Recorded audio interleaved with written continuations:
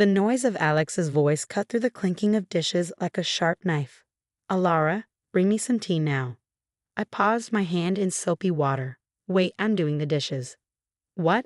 His voice was full of disbelief and impatience. "Stop that and bring me the tea quickly. Can't you follow simple orders?" "But," I started, but he cut me off. "What a useless wife you are. Make me some sweet coffee, please." It was Mrs. Whitmore, my mother-in-law, speaking from the living room. She was eating a slice of cake she'd taken from the fridge, her eyes glinting with spite. I sighed, looking at the pile of dishes. "There are so many. Leave them for later. Just do what we say, useless wife." Alex's words hit like a whip, each one stinging. I was Alara, a 28-year-old working mother feeling trapped in a life that felt more like a prison than a home. I got married at 23, hoping for love and companionship. Instead, I found myself stuck with Alex and his demanding mother. Our 4-year-old son was my only source of joy in a bleak world.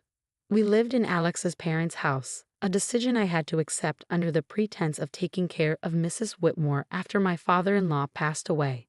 At first, I felt sorry for her, thinking she was grieving, but soon I realized I was just a pawn in her cruel game of domestic control.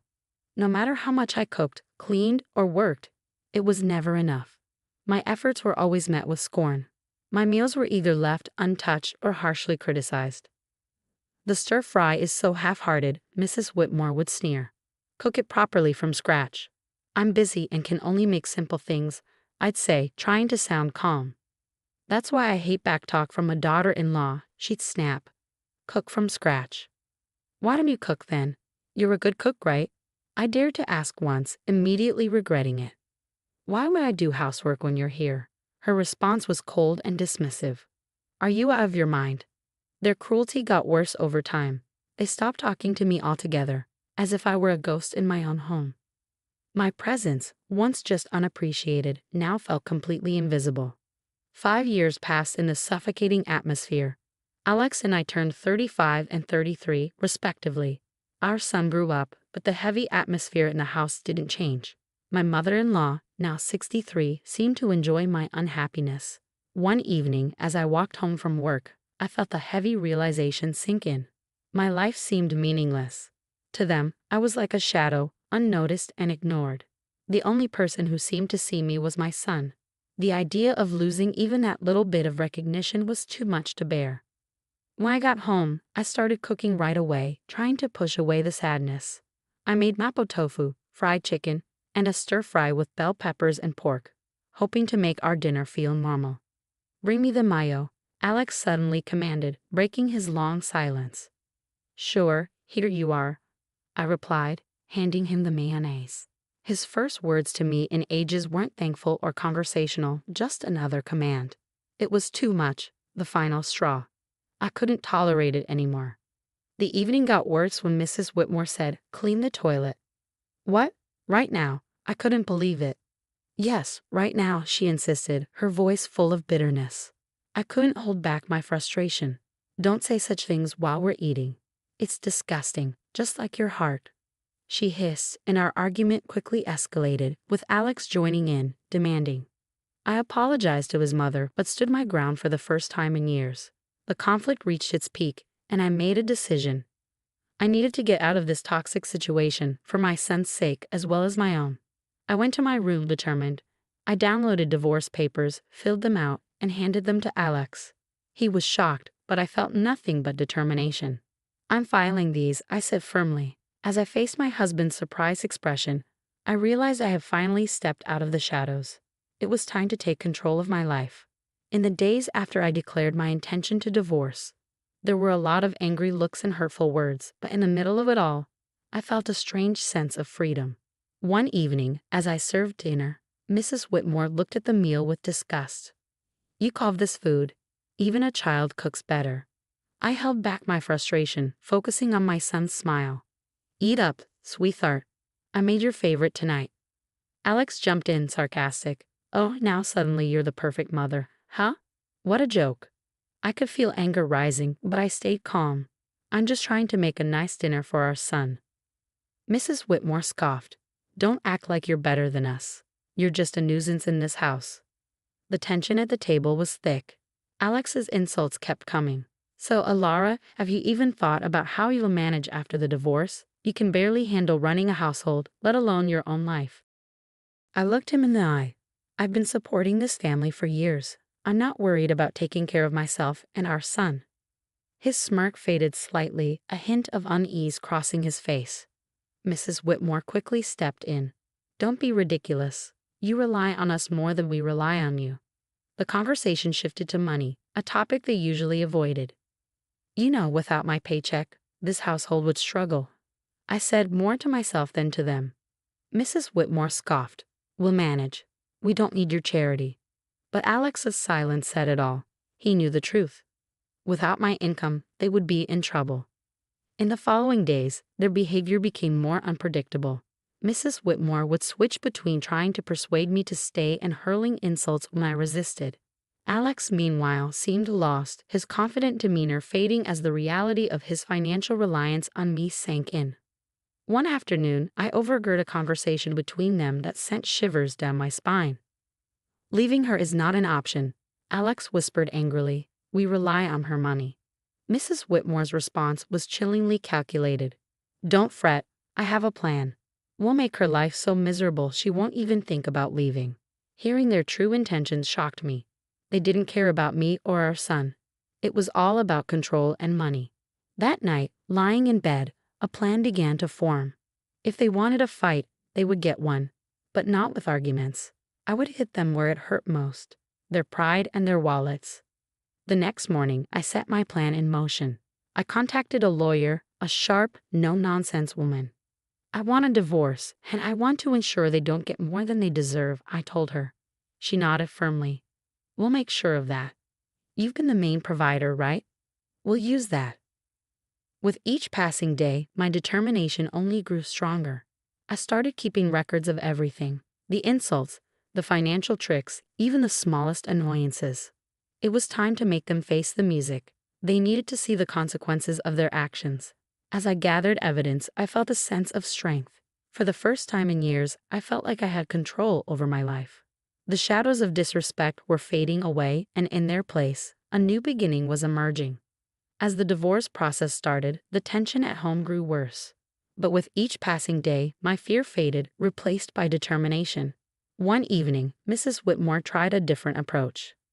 Alara dear, why don't we forget all this unpleasantness? You know we're family, she said, but her words were dripping with insincerity. I held her gaze steady. Family doesn't treat each other the way you've treated me. Alex, who had been silent, scoffed.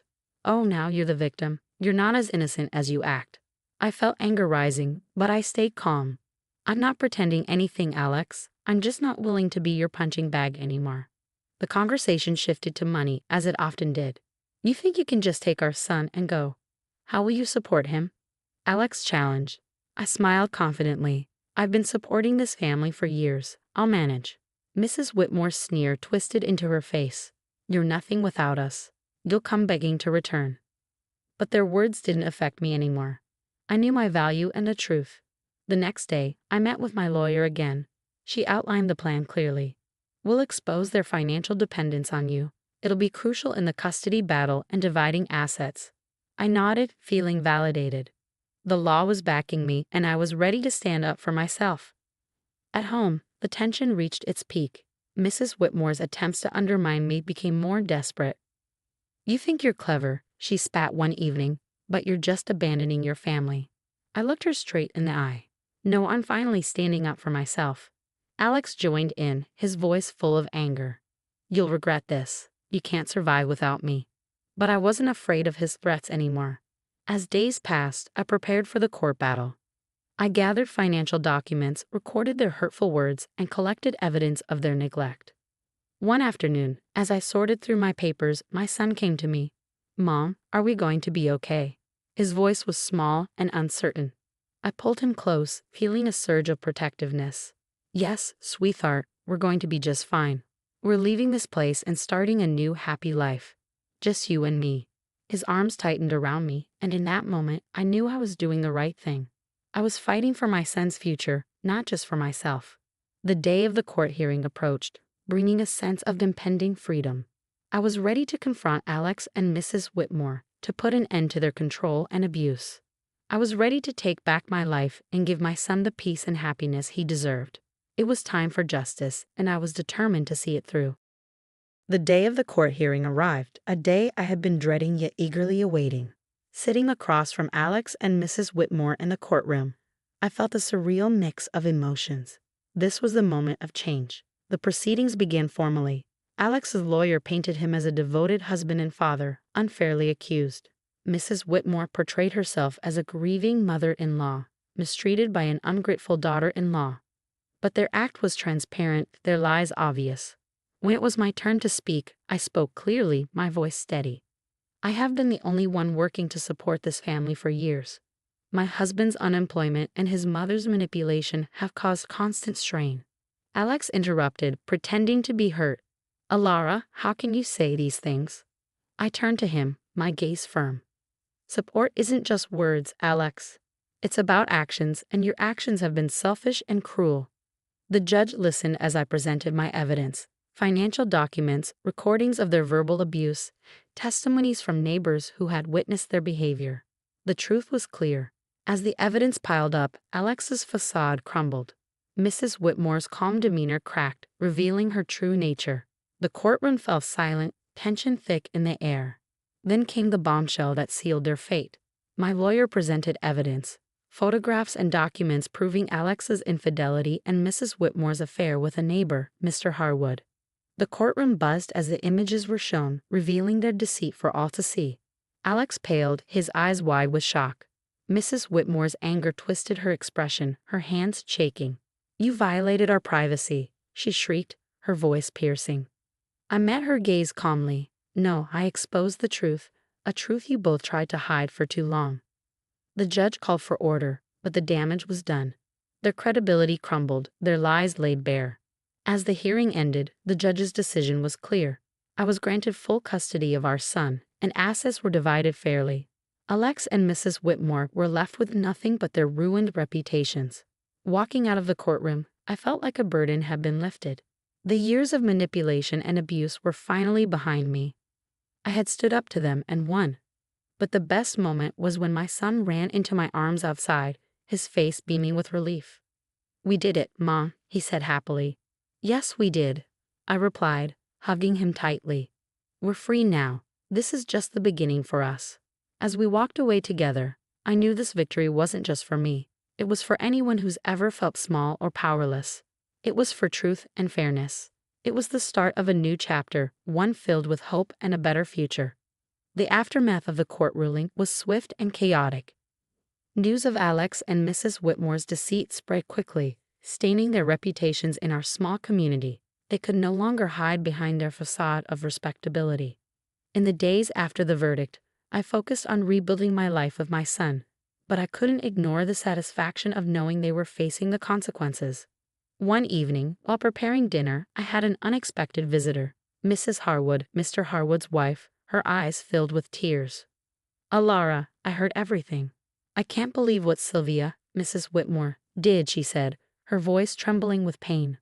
I invited her in, offering a cup of tea. As we sat at the kitchen table, she poured out her heartache. I trusted her as a neighbor, as a friend, and to think she was having an affair with my husband. I listened, offering comfort.